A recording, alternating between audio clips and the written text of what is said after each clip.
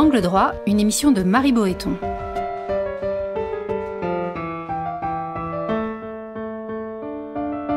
Entre le fort et le faible, c'est la liberté qui opprime et la loi qui affranchit. Vidéosurveillance, géolocalisation, fichage, reconnaissance faciale, puce RFID, les contrôles dont nous faisons l'objet se renforcent de jour en jour, et ce, au nom de l'impératif sécuritaire. Quant à notre double numérique, celui qu'on exhibe sur les réseaux sociaux, il se trouve mis en équation via d'insondables algorithmes, et ce, à des fins commerciales. Certains, ils sont rares, s'alarment de cette surveillance généralisée, d'autres, au contraire, y voient un enjeu secondaire. La vie privée, une notion dépassée, osait déclarer il y a quelques années le fondateur de Facebook, Mark Zuckerberg. Alors le fait d'être en permanence scruté constitue-t-il réellement une menace? Et si oui, laquelle? Comment y répondre sans être pris en étau entre les adeptes du tout sécuritaire d'un côté et, de l'autre, les dénonciateurs zélés d'une supposée dérive orwellienne? On en parle ici et maintenant. Et pour en parler avec nous, Olivier Haïm, vous êtes maître de conférences au CELSA, Sorbonne Université, et auteur récent d'un passionnant essai qui s'intitule « Les théories de la surveillance, du panoptique aux Surveillance Studies ». Bonjour. Bonjour. Alors, des millions de Français ont téléchargé l'appli de traçage Stop Covid. Certains maires recourent aux drones pour faire respecter le confinement. Certaines institutions recourent, elles, aux scanners thermiques pour filtrer les allées et venues. Que vous inspirent tous ces dispositifs mis en place ces derniers mois pour lutter contre le Covid? Écoutez, tous ces dispositifs vont dans le mouvement qu'on observe depuis, je dirais, une cinquantaine d'années, d'augmentation de la technologie de la surveillance, du contrôle et de la biométrie, puisque effectivement ces trois notions sont reliées. Et puisque ça m'inspire peut-être de manière plus large, plus ample, plus historique, c'est que l'histoire de la surveillance, de ses pratiques, de ses réflexivités, elle est intimement liée à l'histoire des épidémies. Et si on pense même à un ouvrage dont on va peut-être reparler, qui est l'ouvrage un petit peu qui continue à faire référence de Michel Foucault, publié en 1975, qui s'appelle Surveiller et punir. Déjà, la corrélation est faite entre l'histoire de ce qu'il appelle les dispositifs de surveillance, leur montée en puissance à travers le temps, et l'histoire de la gestion des épidémies. Alors, ce que nous vivons actuellement, notamment avec le ou la Covid, on dit comme on veut, c'est effectivement une sorte là de mélange, de mixte entre des techniques de gestion épidémiques archaïques et des techniques beaucoup plus récentes que vous avez évoquées et qui s'inscrivent dans peut-être ce que les tenants du courant de recherche des surveillance studies appellent la nouvelle surveillance. En gros, celle qui s'est intensifiée dans les années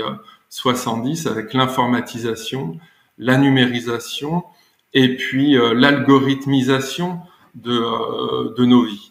Et donc, c'est vrai que nous avons sous les yeux, là, nous vivons quelque chose qui est absolument passionnant pour celui qui s'intéresse à la théorie de la surveillance, un mixte, un mélange, un agencement, comme on dit aussi en analyse de la surveillance, entre des techniques archaïques et des techniques extrêmement actuelles et qui ont comme point commun, vous le disiez également,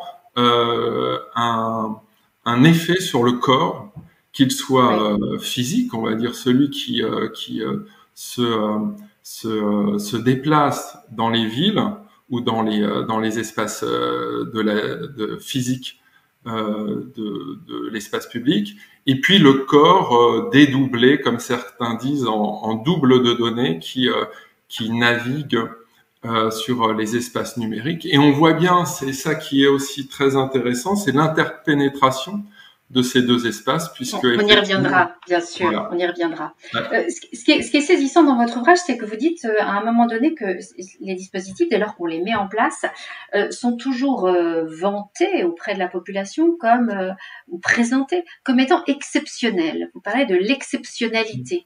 Et c'est vrai qu'on pense à l'état d'urgence terroriste qui a été imposé en 2015. Ensuite, on pense à l'état d'urgence sanitaire. À chaque fois, on a présenté aux Français ces dispositifs relativement ou intrusif ou libertine comme étant exceptionnel.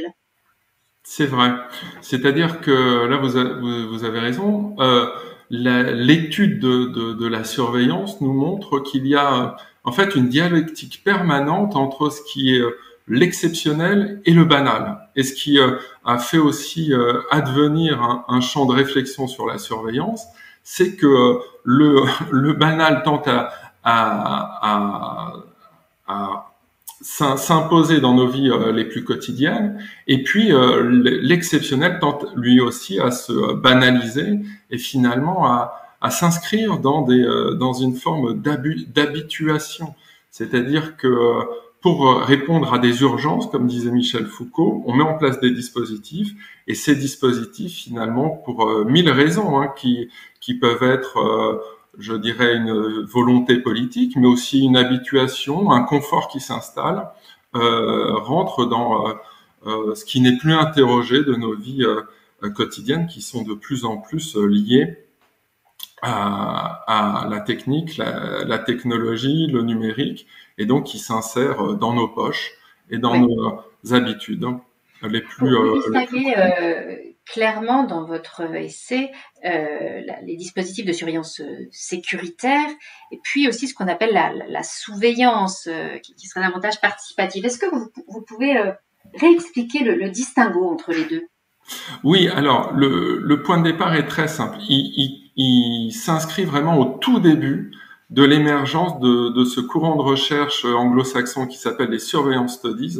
Dès les numéros de lancement de la revue qui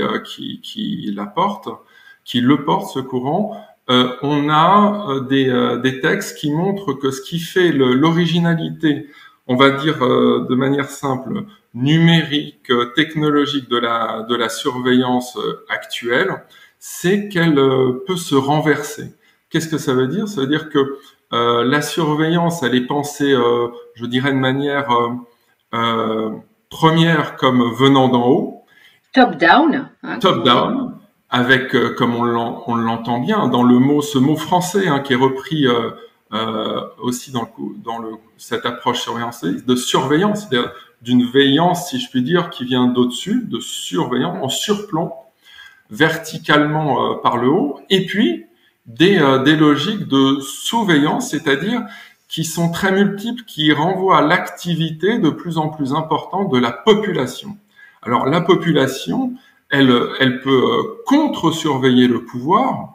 On le voit très bien dans les logiques qu'on a tous en tête du travail policier, par exemple, qui est de plus en plus soumis à une surveillance lui-même, selon ce vieil adage qui surveille les surveillants, où on a un effet de contrôle, de contre-surveillance. Via les vidéos, notamment lors des manifestations, par exemple, c'est ça? Exactement. Et puis un mouvement plus ancien qui s'appelle le cop watching, donc la pratique qui consiste à surveiller les actions et les activités policières. Et puis donc qui s'est intensifié ces dernières années, évidemment avec une capacité d'action, comme disent les chercheurs anglo-saxons, c'est-à-dire un empowerment qui est directement lié à nos outils personnels, c'est-à-dire à toutes ces formes de médias personnels comme les smartphones dotés de caméras qui permettent de surveiller et de contre-surveiller. Alors ça, je dirais que c'est une forme, peut-être la première qui était pensée dès les années 2000 par notamment un chercheur qui s'appelle Steve Mann, donc de surveillance qui vient par en dessous, si vous voulez, qui vient contrebalancer la surveillance qui vient d'au-dessus. Et puis la surveillance par extension, elle renvoie, je dirais, à toutes les activités peut-être qui viennent, j'emploie un mot fort mais qui est pas anodin, qui viennent collaborer avec des formes de surveillance verticale d'en haut classique, c'est-à-dire les formes de participation à la surveillance, les formes de vigilance qui ont pris ce nom-là.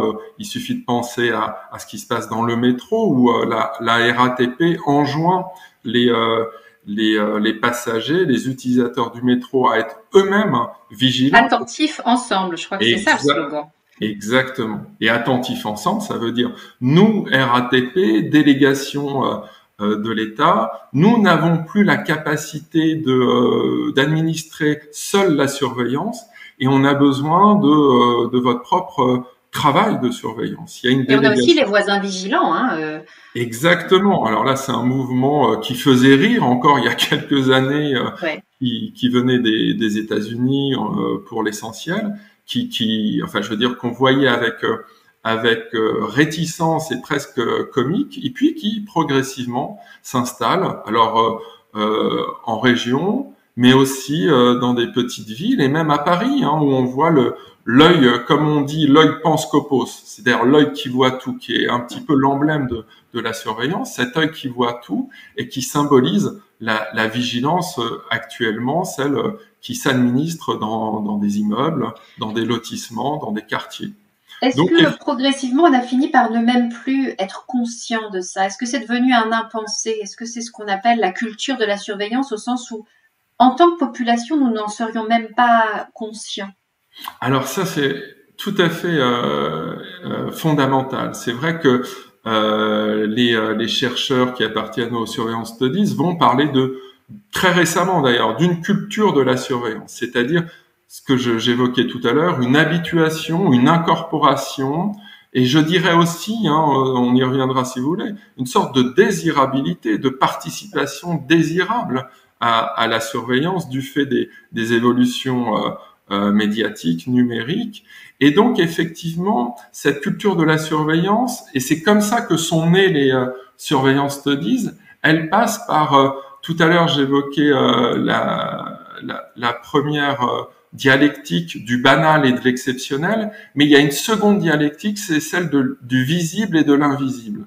Qu'est-ce que je veux dire? C'est-à-dire que pendant que on voit qu'il y a une surveillance plutôt verticale par le haut, qui est extrêmement visible, il suffit de penser aux caméras de surveillance, en tout cas au départ, certaines deviennent moins visibles, mais en tout cas c'est une surveillance visible, se sont instaurées des formes beaucoup, beaucoup moins visibles de surveillance, et donc qui accompagnent cette habituation. Il suffit de penser effectivement par exemple à ce qui a lancé des réflexions renouvelées sur la surveillance, comme les écoutes, mais les écoutes qui sont devenues beaucoup plus massives, avec cette logique qu'on évoquait tout à l'heure de banalisation de l'exceptionnel, c'est-à-dire l'enregistrement des navigations numériques, et plus largement, c'est-à-dire l'évolution des dossiers, des enregistrements, des stockages de data et de toute cette économie, certains vont dire ce capitalisme de la surveillance qui passe par un texte invisible qui nous échappe d'enregistrement de nos activités, en tout cas sur les espaces numériques. Et donc effectivement, vous avez raison, il y a quelque chose de l'ordre de l'invisibilisation. C'est-à-dire, il y a des pratiques qui deviennent visibles, d'autres plus visibles, moins visibles. Et puis, je terminerai peut-être là-dessus, ce qui est très intéressant, et c'est pour ça qu'on parle de nouvelle surveillance, c'est-à-dire que la surveillance, elle ne concerne plus seulement des choses qui relèvent de la visualité, du visuel, mais ce qui a aussi accompagné l'extension du champ de la surveillance, c'est qu'on s'est mis à enregistrer des données qui étaient de tout ordre, c'est-à-dire d'ordre je sais pas, sensoriel et plus seulement visuel, et d'ordre évidemment informationnel, et qui n'est plus seulement, vous voyez, lié à la question est-ce que je te vois, qui me voit, mais qui s'est étendu. Vous écrivez bien évidemment dans votre ouvrage, c'est tout un pan de votre ouvrage, ce désir de visibilité, voire d'exhibition qu'aurait chacun de nous en livrant des informations parfois très intimes sur les réseaux sociaux. Comme je le rappelais tout à l'heure, Mark Zuckerberg estimait il y a quelques années que la vie privée était une notion dépassée. Est-ce que vous pensez que c'est le cas, que cette notion de vie privée, aux yeux notamment des jeunes générations, pourra un jour être réhabilitée, ou bien est-ce que la notion de transparence, qui est presque devenue une valeur en soi, rendra impossible cette réhabilitation de l'intime et du privé? Alors là, c'est effectivement un débat qui a beaucoup et qui continue d'agiter les théoriciens du numérique, les théoriciens de la surveillance, et puis les théoriciens de la vie privée, qui est devenu effectivement un champ, voire un sous-champ des surveillance studies, c'est-à-dire tout ce qui est de l'ordre de ce qu'on appelle la privacy, avec ce que effectivement les chercheurs anglo-saxons, mais pas que les chercheurs, les journalistes, les observateurs, appellent le paradoxe de la vie privée, hein. C'est-à-dire ce fait qu'on est au courant, malgré tout, globalement, hein, même si les dispositifs sont invisibles, on est au courant de ces logiques de surveillance parce qu'il y a eu Snowden, parce qu'il y a eu les grands scandales autour des GAFAM, et en même temps, on continue, c'est un on général évidemment, faudrait préciser, on continue à s'exposer, comme dirait Bernard Harcourt, qui a écrit il y a peu de temps un ouvrage. La société d'exhibition. D'exposition. D'exposition, oui. Exposition, qui est un ouvrage tout à fait passionnant sur cette désirabilité quand même de l'exposition, c'est-à-dire se mettre en scène, vouloir poster des informations sur soi. Et puis j'ajouterais, et c'est aussi dans ce sens-là qu'on a affaire à une culture de la surveillance, une désirabilité de surveillance, c'est-à-dire de voir le profil des autres, mais aussi de voir comment on va être vu par les autres. Hein. Oui. C'est-à-dire que si vous regardez certains réseaux sociaux, ils vont autant promouvoir une forme de publication de soi, mais aussi d'anticipation de la manière dont on va apparaître. Hein, je pense, si je peux le citer, à un réseau comme LinkedIn, dont l'une des fonctions les plus recherchées, c'est qui a vu mon profil. Hein, oui. Et donc, en réalité, qui vous incite à produire une image de vous qui va être elle-même surveillée et qui va être elle-même... Donc, il y a tout un désir de bien paraître, de s'exposer. Il y a une injonction à ça aussi, hein. Et puis de voir ce que font les autres et de voir dans quelle interaction on va être pris. Ce qui me permet de dire, pour répondre à votre question, que là, il y a des travaux extrêmement riches qui sont sur la question de la vie privée et cette hypothèse de la fin de la vie privée, effectivement, que même Mark Zuckerberg avait promu. En réalité, hein, les travaux les plus sérieux en sociologie, en ethnographie des pratiques numériques, je pense aux travaux de Dana Boyd, par exemple, ou d'Alice Marwick, montrent que non, hein, il n'y a pas un abandon de la vie privée. Hein. Oui. Et il y a effectivement toute une série de contraintes chez les jeunes populations à devoir être visible. Vous n'avez pas le choix. Hein. Oui. À l'heure actuelle, si vous avez 20 ans et que vous cherchez du travail, vous devez être sur LinkedIn. C'est un impératif, ouais. Voilà, c'est un impératif. Donc, il n'y a pas le choix. Il y a aussi un désir de se socialiser, comme disent les anglo-saxons, par ces réseaux-là, de trouver le réseau social à la mode, le réseau social où il faut être, etc., qui fait partie de la vie sociale dorénavant. Et puis, en même temps, toute une incorporation de ces nouvelles disciplines, pour parler aussi comme Foucault, c'est-à-dire ces disciplines de la visibilité, comment je vais être vu, qu'est-ce que je vais produire de mon image, etc., où il faut effectivement calculer en permanence quelle image on va donner. Justement, que ce soit les États ou bien les GAFAM, les uns et les autres assurent nous surveiller ou nous mettre en équation pour notre bien. C'est-à-dire qu'on va nous dire téléchargez l'application Stop Covid pour votre santé. On va nous dire les caméras de vidéosurveillance dans la rue sont là pour vous protéger physiquement. Le fichage qui devient massif de la population, c'est pour élucider plus vite un délit. Même les algorithmes, on pourrait dire que c'est pour nous envoyer des pubs ciblées qui vont davantage nous intéresser. Tout cela n'est pas faux. Quel risque, au fond, y a-t-il à être surveillé, malgré tout, de la sorte? Qu'est-ce que cette surveillance totale et panoptique nous fait courir? Parce que la manière avec laquelle on nous vend et on nous vante ces dispositifs est parallèlement est vraie. Oui, c'est vrai, c'est vrai. Bon, alors, ça, je dirais que c'est ce que vous soulignez, c'est une prise de conscience, effectivement, progressive des chercheurs sur la surveillance, c'est-à-dire que, vous voyez, pour renverser les choses, il faut prendre en compte une ambivalence de la surveillance. Hein. C'est-à-dire que, par exemple, les premiers temps de réflexion, qu'elle soit, je dirais, dans la presse ou dans les travaux qui se sont emparés de cette question-là, relèvent de ce que j'appellerais une panique. Hein, c'est-à-dire l'idée même de la fin de la vie privée, vous voyez, c'est une panique. C'est-à-dire un moment, on s'est tous réveillés en se disant ça y est, c'en est fini de la vie privée, c'était une parenthèse historique, etc.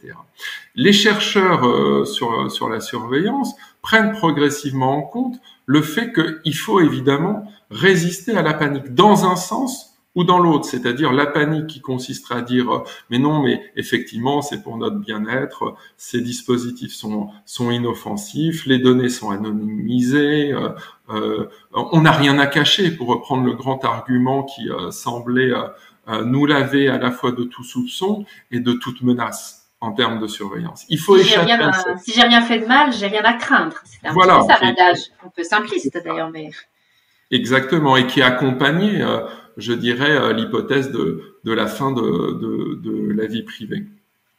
Et en même temps, il faut résister à une autre panique qui consisterait à ne voir dans la surveillance que quelque chose d'a priori négatif.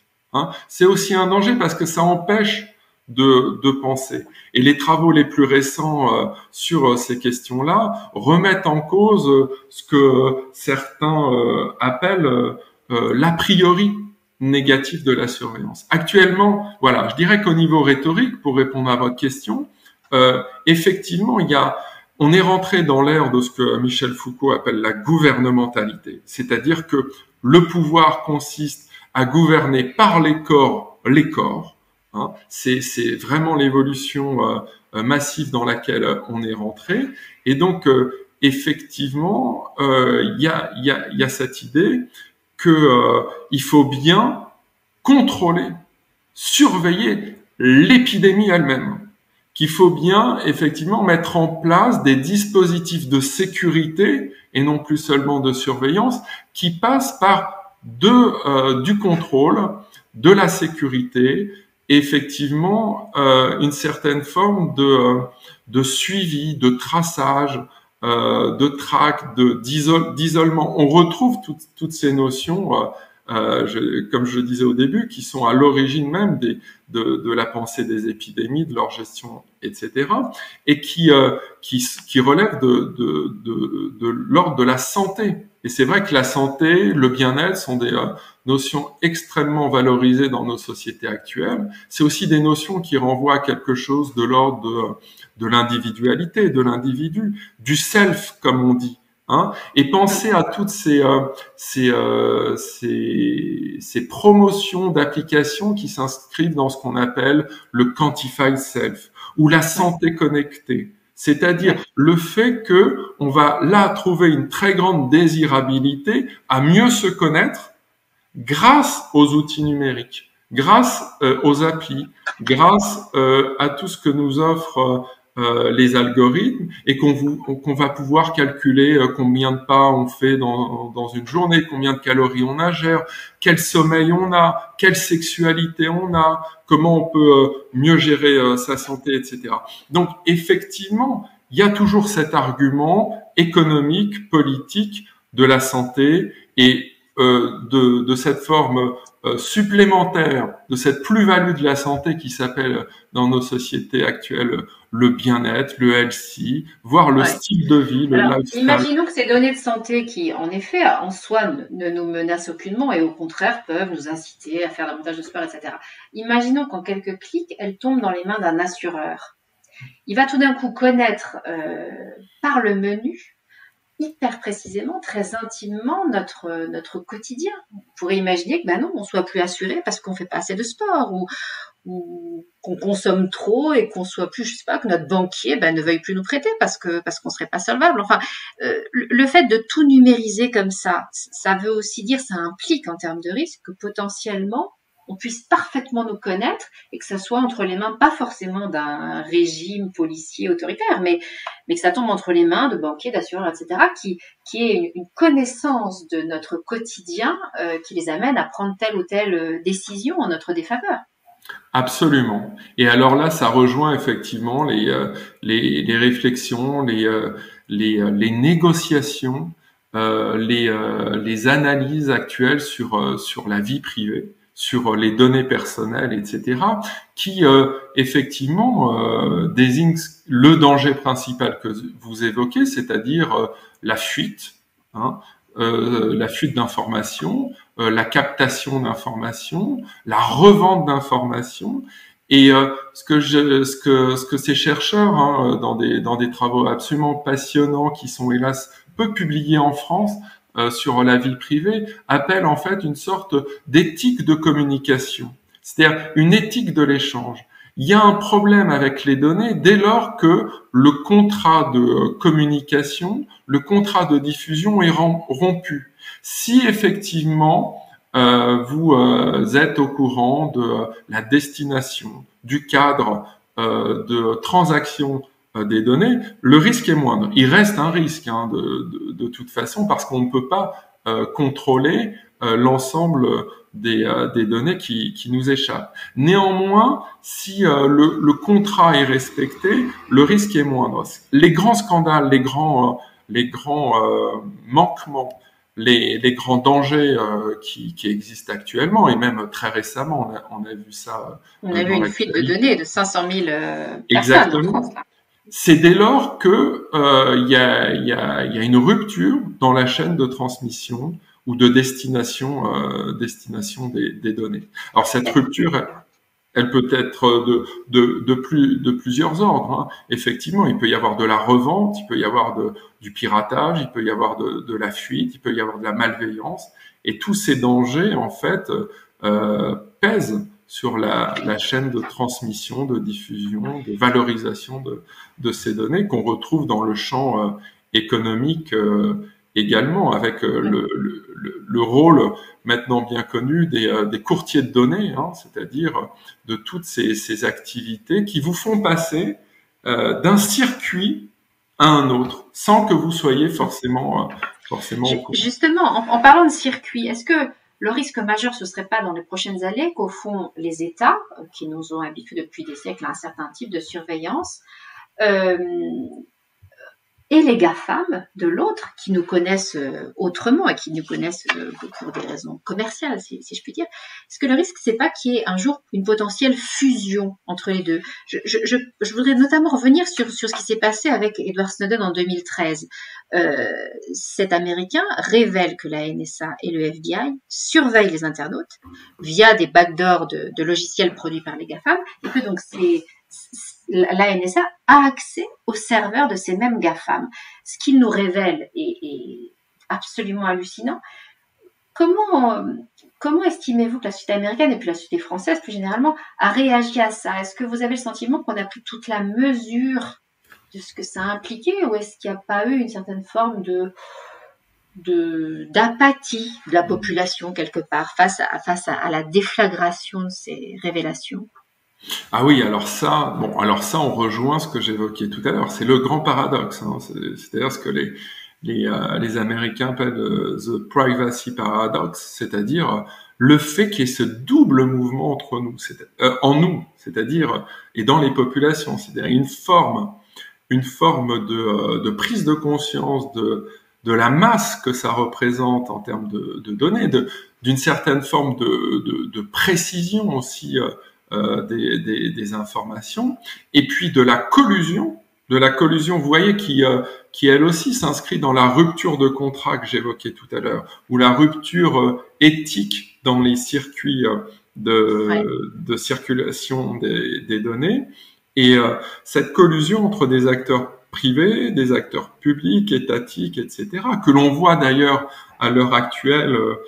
Ces logiques de collusion s'intensifient hein, quand on voit l'action d'un acteur comme Amazon par exemple, hein, avec ces œilletons, vous savez, numériques que certains Américains placent à leur porte et qui rentrent dans des logiques de collecte de données que les forces de l'ordre ou la police peuvent récupérer dans certaines enquêtes. Enfin, on a toute une série de cas qui montrent, par exemple, autour de la reconnaissance faciale également, des rencontres, des croisements, des interconnexions. Entre les acteurs privés et étatiques, c'est ça? Exactement, tout à fait. Est-ce que vous diriez que c'est la même chose en Chine avec le crédit social en direction des Chinois?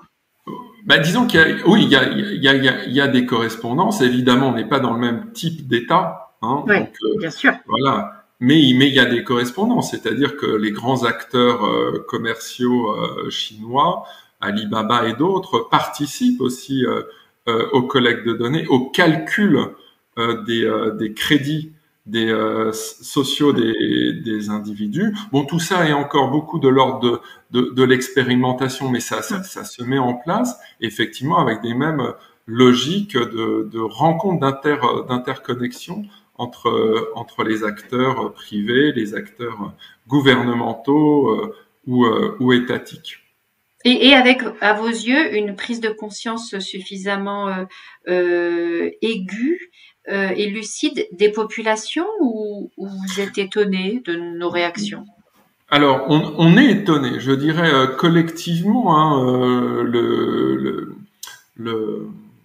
les chercheurs depuis un certain, ou les observateurs depuis l'affaire Snowden sont étonnés du décalage entre l'intensité des révélations qui ont été faites et une forme finalement, comment dire, une forme de consentement, d'acceptation. Vous voyez le terme d'acceptabilité qui est très à la mode actuellement, c'est-à-dire, mais pour le comprendre, au-delà de l'étonnement et puis au-delà du brandissement de ce paradoxe, pour le comprendre, il faut revenir à ces questions de désirabilité, d'habituation. Vous voyez, il y a un grand philosophe des médias, le premier peut-être, qui s'appelait Walter Benjamin, qui a écrit un texte fondamental qui s'appelle l'œuvre d'art à l'époque de sa reproductibilité technique, et qui disait déjà que les nouveaux médias, donc audiovisuels,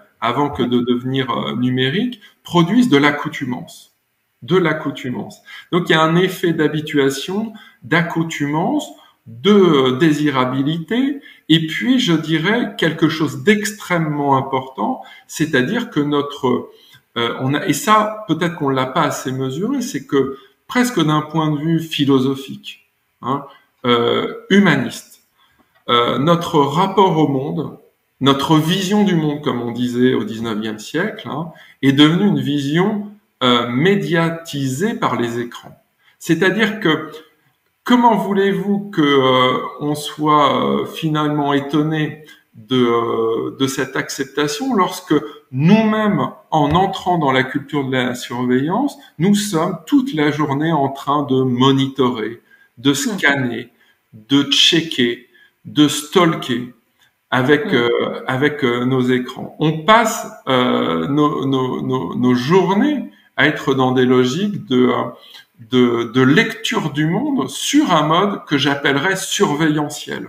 Et c'est peut-être ça la grande différence, vous voyez, la grande évolution, c'est que effectivement, on est rentré nous-mêmes dans des pratiques de lecture surveillentielle du monde à travers nos écrans. On fait ça toute la journée. Et par exemple, vous parlez du crédit chinois, ouais. On pourrait parler de l'histoire même du crédit, effectivement, mais on est nous-mêmes rentrés dans des logiques, je dirais, d'assureurs. C'est-à-dire qu'on passe nos journées à noter, à évaluer, à mettre des étoiles, à faire des commentaires, et puis récemment à signaler. Hein. C'est aussi le retour de la punition dans Surveiller et punir. Il y aurait quelque chose à prendre en compte actuellement, c'est l'importance de aussi ce mouvement, je vais pas dire ce désir, mais ce mouvement à punir qui nous a repris. Et les écrans... On signale notamment les tweets, hein, ou les posts Facebook qui correspondent pas. Exactement. Et pour finir la métaphore, quand vous comparez par exemple la société chinoise avec son crédit social, les algorithmes, et puis par exemple des pratiques comme les sites de rencontres qui reposent aussi sur, là pour le coup, non pas un désir d'algorithme, mais des algorithmes qui calculent notre propre désirabilité, où on est nous-mêmes en train de se construire le plus désirable possible, vous voyez, et donc le plus surveillable possible. C'est un peu ça aussi mon hypothèse, c'est qu'on est, et là je reprends Walter Benjamin, on est rentré non plus dans l'âge de la reproductibilité, mais dans l'âge de la surveillabilité numérique. Alors, on a beaucoup parlé ces dernières années des cultural studies, des gender studies, et puis, alors moi j'ai découvert en lisant votre ouvrage, maintenant les surveillance studies. Ça veut dire que la surveillance est en train de devenir un objet d'étude à part entière, distincte de la sécurité, de la justice pénale, etc. En quoi le fait de faire émerger la surveillance en tant qu'objet propre et pas subalterne peut être décisif pour les années qui viennent, dans nos prises de conscience? Alors, c'est absolument, à mon avis, décisif, parce que effectivement, comme vous l'avez dit, on s'est rendu compte depuis, je dirais, 25 ans, ça a commencé il y a 25 ans, plutôt dans les universités anglo-saxonnes, qu'effectivement, cette question de la surveillance avait été longtemps, je dirais, satellisée, inscrite comme question périphérique autour de questions peut-être plus nobles, qui paraissaient plus essentielles, comme par exemple le contrôle social ou tout simplement le pouvoir. Et puis, progressivement, on s'est rendu compte qu'il y avait une autonomie de cette question qui méritait à elle seule une sorte de nouvelle discipline, de nouveaux courants de recherche, et là qui justifiait bien, à mon avis, cette approche anglo-saxonne interdisciplinaire en forme de studies, parce que ce qui est apparu très vite, c'est que la surveillance, elle est tellement étendue, on l'a dit tout à l'heure, elle prend tellement de formes, elle a tellement de visages et d'implications politiques, économiques, sociales, anthropologiques, culturelles, parce que il y a aussi une dimension, je dirais, littéraire, audiovisuelle, spectaculaire de la surveillance, qu'il fallait croiser les approches. Et donc, ce mouvement est né, s'est intensifié, et il a une force, à mon avis, tout à fait particulière par rapport à d'autres approches, même d'autres carrefours interdisciplinaires ou d'autres studies, c'est qu'il a une capacité à réagir à l'actualité extrêmement forte. Hein. Et par exemple, la revue qui fait autorité, qui s'appelle Surveillance and Society, fait des numéros très réguliers avec des chercheurs à la fois internationaux, à la fois venant de disciplines différentes, et qui réagissent, par exemple, au mouvement Black Lives Matter, aux plateformes, à l'essor des plateformes, à toutes les questions vives de nos sociétés. Il y a un numéro qui se prépare, par exemple, sur l'invasion du Capitole et tous les enjeux de surveillance que ça a posé. On aura sans doute très bientôt un numéro sur le ou la Covid. Hein. Donc, si vous voulez, c'est un mouvement sérieux qui s'est inscrit dès le départ comme voulant produire non pas seulement une réflexion, on va dire, militante, critique pour être critique, mais qui a décidé de s'inscrire dans toutes les dimensions empiriques de cette question qui devient totale. Décisive. Merci beaucoup, Olivier Haïm. Je vous remercie. Merci beaucoup. Cette émission a été préparée par Marie Boëton avec à la technique et à la coordination Camille Blomberg.